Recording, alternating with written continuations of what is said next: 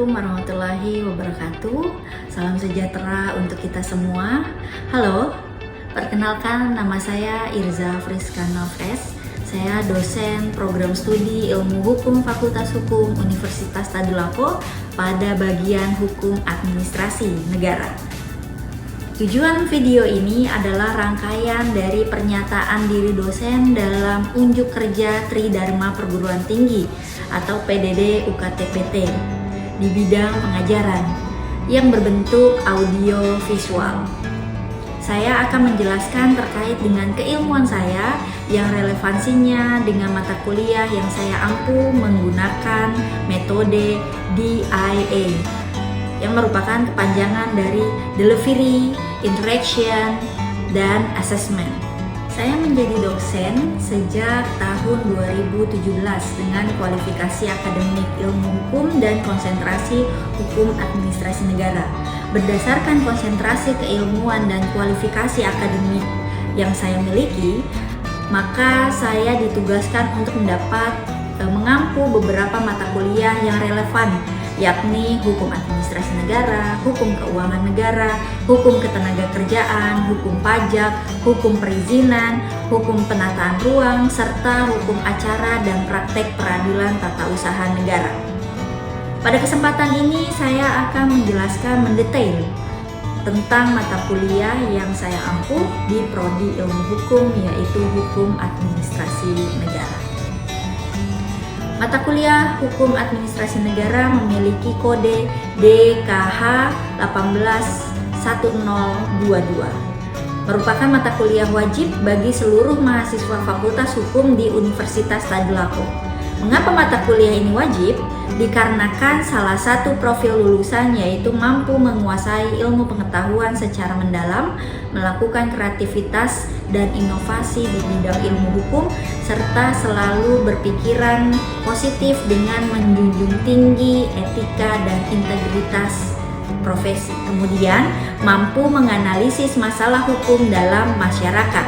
Berdasarkan profil lulusan tersebut, tentunya pengembangan proses pembelajaran yang inovatif dalam menganalisis masalah hukum dalam masyarakat, maka hukum administrasi negara menjadi salah satu perkuliahan yang perlu dikaji secara mendalam dalam bentuk capaian profil lulusan.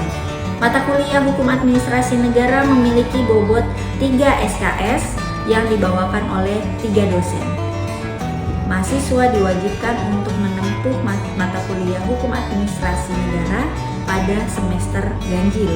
Adapun dalam dokumen kurikulum prodi mata kuliah ini merupakan paket mata kuliah wajib untuk mahasiswa semester 3. Mata kuliah ini membahas tentang definisi, peristilahan, awal terbentuknya negara, menjadi negara hukum, dan perkembangan tipe-tipe negara hukum. Hubungan hukum administrasi negara dengan ilmu lainnya, sumber-sumber hukum administrasi negara dalam pemerintahan baik hukum publik dan hukum privat, asas legalitas, wewenang, dan tindakan pemerintahan. Ada juga instrumen pemerintah, asas-asas umum pemerintahan yang layak, perlindungan dan penegakan hukum administrasi negara, sanksi dalam hukum administrasi negara, juga pertanggungjawaban pemerintah. Adapun capaian pembelajaran lulusan yang pertama adalah sikap, yaitu 1. Berkontribusi dalam meningkatkan mutu kehidupan bermasyarakat, berbangsa, bernegara, dan kemajuan peradaban berdasarkan Pancasila. Kedua, berperan sebagai warga negara yang bangga dan cinta tanah air, memiliki nasionalisme serta rasa tanggung jawab pada negara dan bangsa. Kemudian pada pengetahuan yang pertama adalah konsep teoritis tentang ciri, struktur, dan teori ilmu hukum, sumber, asas, prinsip, dan norma hukum, sistem atau tata hukum nasional Indonesia, dan sejarah perkembangannya. Yang kedua, menguasai pengetahuan dasar tentang sejarah hukum dan aspek teoritis bidang hukum positif Indonesia yang paling sedikit mencakup hukum perdata, hukum pidana, hukum administrasi negara, hukum internasional, hukum adat, hukum Islam, baik aspek material ataupun substansial maupun formal atau prosedural. Kemudian keterampilan khusus yang pertama adalah mampu merumuskan ide secara logis, kritis, dan argumentatif di bidang hukum positif Indonesia dan mengkomunikasikannya secara lisan atau tertulis, khusus dalam lingkup masyarakat akademik sesuai dengan etika akademik. Yang kedua, mampu bersikap etis, adil, taat hukum, peka, dan peduli terhadap lingkungan dalam merancang dan menerapkan hukum. Kemudian pada capaian pembelajaran mata kuliah atau CPMK, yang pertama mahasiswa mampu memahami dan menguraikan berbagai aspek pembahasan tentang materi hukum administrasi negara. Yang kedua, mahasiswa mampu memahami awal terbentuknya negara menjadi negara hukum dan perkembangannya, tipe-tipe negara hukum. Yang ketiga, mahasiswa mampu memahami hubungan hukum administrasi negara dengan ilmu-ilmu lainnya. Yang keempat, mahasiswa mampu memahami sumber-sumber hukum administrasi negara. Yang kelima, mahasiswa mampu memahami pemerintah dalam hukum publik dan hukum privat. Yang keenam, mahasiswa mampu memahami asas legalitas, wewenang, dan tindakan pemerintahan. Yang ketujuh, mahasiswa mampu memahami instrumen pemerintah. Yang kedelapan, mahasiswa mampu memahami asas-asas umum pemerintahan yang layak. Yang kesembilan, mahasiswa mampu memahami perlindungan dan penegakan hukum administrasi negara. Yang ke-10, mahasiswa mampu memahami sanksi dalam hukum administrasi negara. Yang ke-11, mahasiswa mampu memahami pertanggungjawaban pemerintah. Kemudian, saya akan memaparkan sistem pembelajaran dengan menggunakan metode DIA. Seperti di awal tadi, bahwa DIA adalah delivery, interaction, dan assessment. Pertama, delivery. Hal ini menjelaskan bagaimana proses saya menyampaikan ilmu pengetahuan dan pengalaman kepada mahasiswa pada proses perkuliahan. Dengan menggunakan metode direct instruction, team-based project, dan case method, di mana mahasiswa dapat mengeksplor mata kuliah yang saya paparkan pada proses perkuliahan. Dalam metode ini ada dua strategi dalam penyampaian materi kepada mahasiswa, yaitu pertama, metode ceramah, di mana cara penyampaian materi dengan penuturan lisan baik secara tatap muka maupun daring. Yang kedua, strategi pembelajaran melalui pembahasan kasus hukum. Biasanya sebelum perkuliahan dimulai, saya menyiapkan artikel jurnal tertentu baik yang berisi opini maupun studi kasus 1 minggu sebelum mata kuliah berlangsung. Artikel tersebut wajib dipelajari oleh mahasiswa oleh cara dibaca dan diperkaya dengan bacaan lainnya yang relevan. Harapannya, mahasiswa yang hadir di kelas saya dengan kondisi tidak kosong, dalam artian mereka sudah memiliki pemikiran sendiri yang berasal dari bacaan-bacaan mereka. Saya akan mengajak mahasiswa menganalisis kasus hukum yang berkaitan dengan penyampaian mata kuliah dan mahasiswa dapat membuat catatan dalam menganalisis pada materi perkuliahan. Interaction. Hal ini menjelaskan bagaimana saya menjalin interaksi dalam proses pembelajaran kepada mahasiswa berkaitan dengan mata kuliah baik saat di kelas maupun di luar kelas. Dalam perkuliahan, saya menggunakan beberapa saluran komunikasi, yaitu pertama, di dalam kelas, saya membuka ruang diskusi untuk tanya jawab kepada mahasiswa.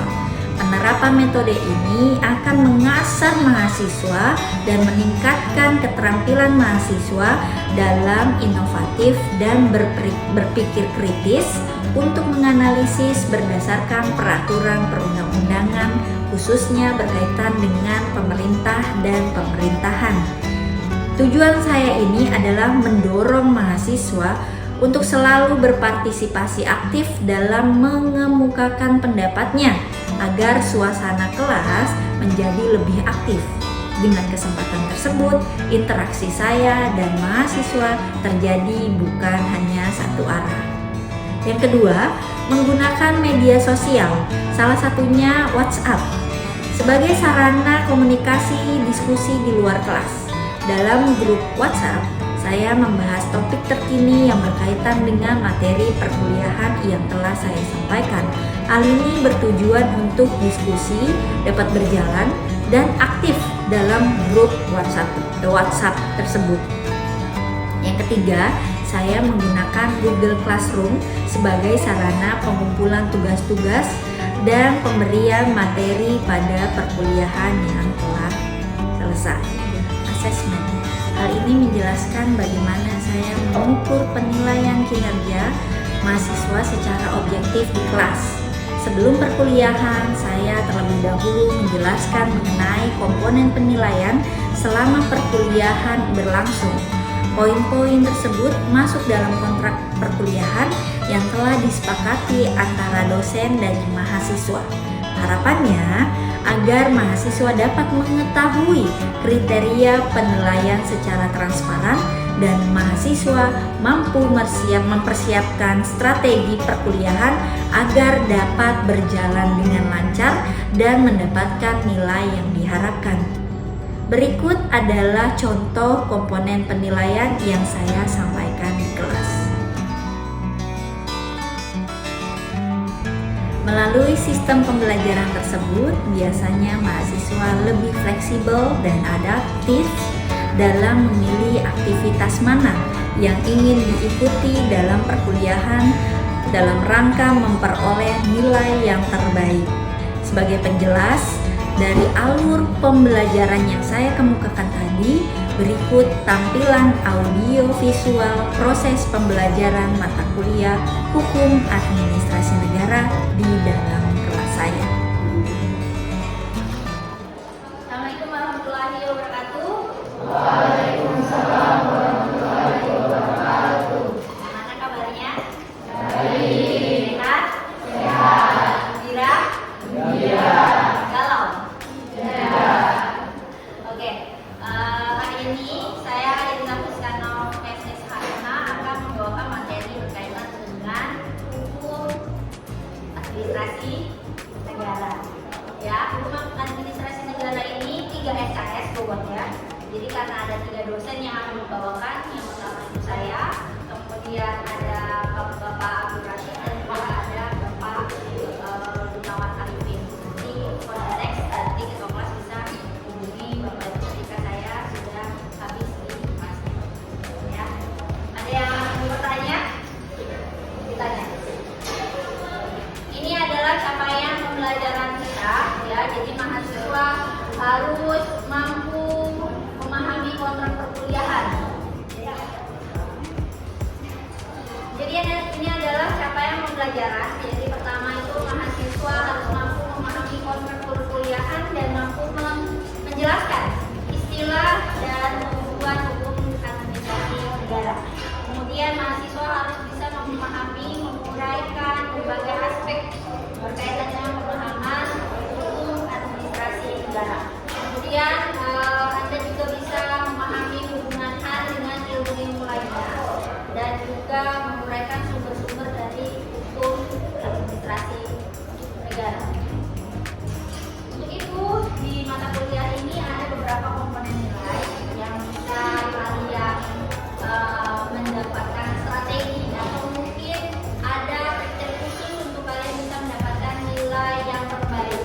Ya, mulai dari akhiran, kemudian ada juga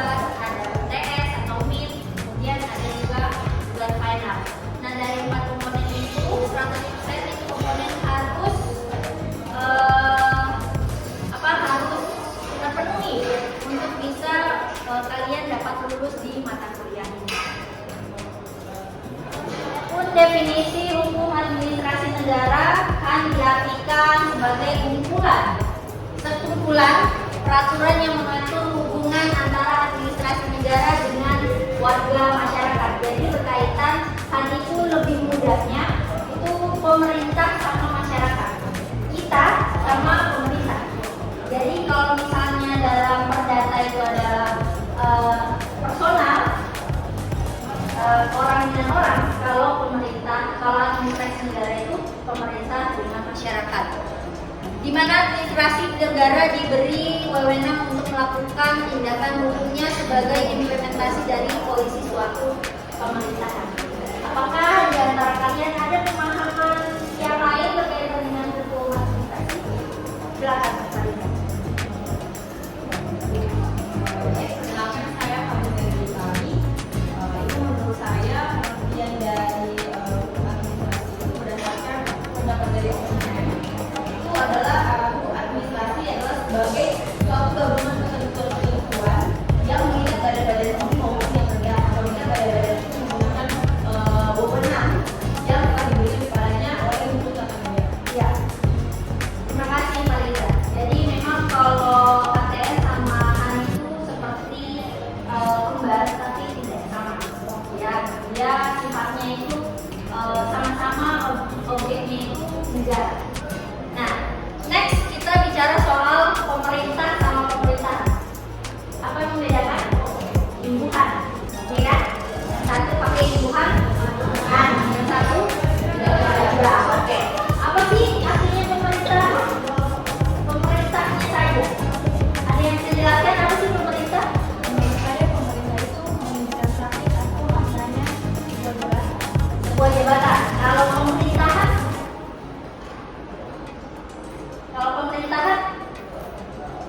apa? menurut saya pemerintah itu seperti gubernur, wali kota, bupati, kepala dinas, ketua lembaga. Baik, terima kasih. Rina, Tasya. Jadi pemerintah sama pemerintahan ini sebenarnya satu kesatuan. Kalau pemerintah itu berkaitan dengan organ, kalau pemerintah itu berkaitan dengan jabatan, pemerintahan itu kelengkapan penyelenggaraan negaranya. Jadi itu mereka satu kesatuan, ya.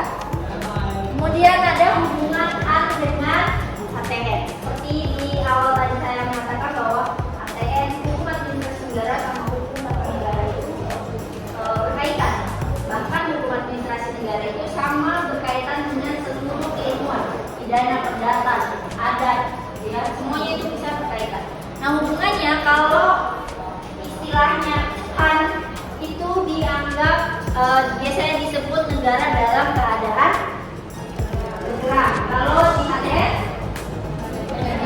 negara dalam keadaan bergerak. Ada yang tahu nggak kenapa HAN sama ATN dianggap negara yang satu diam yang satu bergerak? Tahu? Ya, oke. Jadi kalau misalnya HAN itu bergerak karena dia menjalankan, ya, dia menjalankan fungsi dari ATN. ATN kan dia peraturan perundang-undangan, undang-undang, konstitusi, ya, terus peraturan pemerintah, peraturan menteri dan lain-lain. Sifatnya dia bergerak. Nah, siapa yang menjalankan? Gubernur, wali kota, bupati dan lain yang menjalankan itu adalah hukum administrasi negara. Kalau dalam kalian organisasi yang statis ATN itu aturan kelembagaan. Nah, ada tuh ya aturan kelembagaan. Nah, kalau misalnya dalam HAN itu ketua lembaga, ketua divisi. Nah, itu mereka disebutkan HAN. Kita next ke sumber kewenangan. Jadi ada 3 sumber kewenangan. Pertama atribusi, kedua delegasi, ketiga yang satu kalau atribusi apa artinya?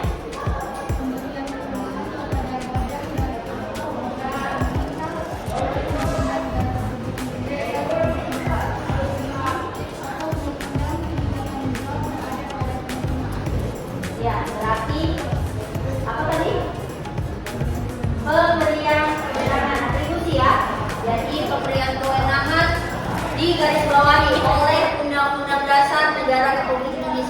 Jadi dia menerima jabatan atas perintah. Undang-Undang Dasar dikatakan Undang-Undang Dasar itu adalah konstitusi tertinggi kita. Kemudian delegasi. Apa delegasi?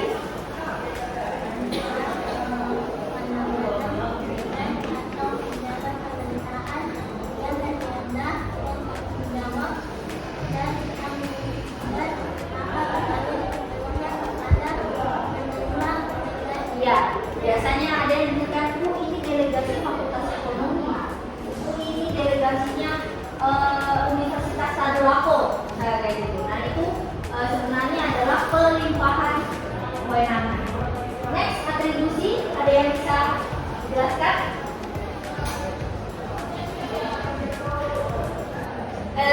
Mandat.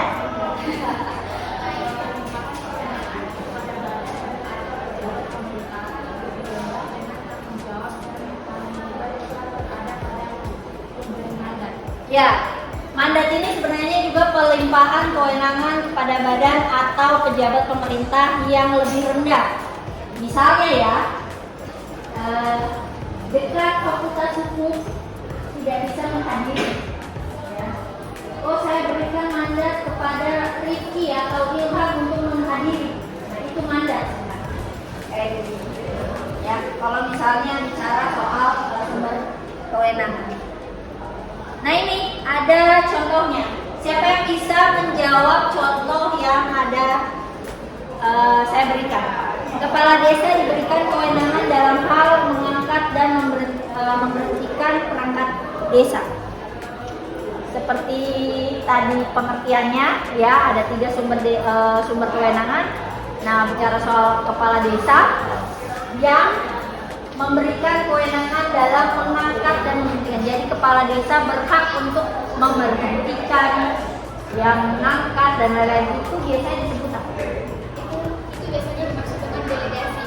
Karena berdasarkan dari pengertian delegasi sendiri adalah pelimpahan kewenangan.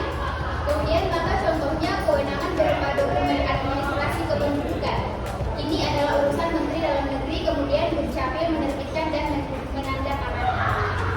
Baik, itu sebenarnya artinya dari atribusi ya. Next, adakah yang bisa memberikan contoh berkaitan dengan delegasi? Silakan. Perkenalkan nama saya Naulia. Jadi berdasarkan pengertian delegasi yang dijelaskan tadi, yaitu pelimpahan kewenangan. Contohnya bisa kita lihat pelimpahan kewenangan antara pemerintah pusat dengan pemerintah daerah dalam rangka otonomi daerah, di mana pemerintah pusat itu memberikan kewenangannya kepada pemerintah daerah untuk mengurus dan mengatur istilahnya rumah tangganya sendiri, dapurnya sendiri. Ya, itu kalau delegasi. Jadi kalau misalnya memang bicara otonomi, nah itu udah masuk di dalam kajian hukum administrasi negara. Next, ada yang bisa menjawab nomor 3. Lurah Besusu Tengah Kota Palu berhalangan hadir untuk sementara waktu. Kemudian Kepala Seksi Pemerintahan melaksanakan tugasnya. Dan rutin. Ada yang bisa memberikan jawaban di nomor 3 ini? Apa jawabannya? Apa nomor 3? Jawabannya? Mandat, benar. Jadi ini adalah jawaban dari nomor 1, kemudian nomor 2 ada yang bisa memberikan contoh delegasi, dan yang ketiga benar sekali yaitu mandat. Nah ini kode classroom ya, ini adalah tempat kalian bisa memberikan tugas-tugas ya. Kemudian ada 4 artikel berkaitan dengan hukum administrasi negara. Ini menjadi bahan bacaan kalian di minggu depan untuk kita akan bahas ya. Nanti kita akan mendengarkan dari resume dari artikel-artikel yang Anda sudah baca ya. Ini kalian bisa langsung ke Google Classroom. Ini bahan bacaan. Oke, terima kasih untuk hari ini. Saya akhiri untuk hari ini kegiatan mata kuliah hukum administrasi negara. Insya Allah kita ketemu di lain waktu dan kalian harus sehat selalu ya. Terima kasih atas kesediaannya.